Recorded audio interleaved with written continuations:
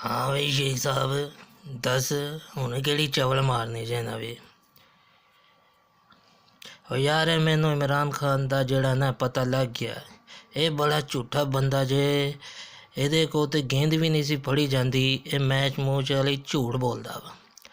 ते जहांगीर तरीन जिहड़ा है वो भी मेरा पक्खा लै गया सी मंग के हैलीकैप्टर डाउन वास्ते, हाले तक वापस नहीं किया उन्हें।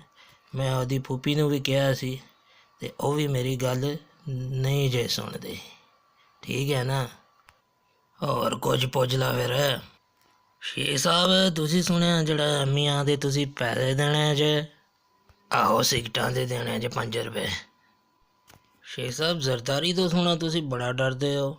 खैर है इन्ना जेड़ा डरदे हो तुसीं ਉਹਦੇ को, खैर तो है ना। यार चरसी बंदा है, घरे किते दंदी वड़ ले ते ਉਹਦੇ ते टिक्के भी नहीं मिलते पाकिस्तान विच। बड़ा ही चवल बंदा हैगा।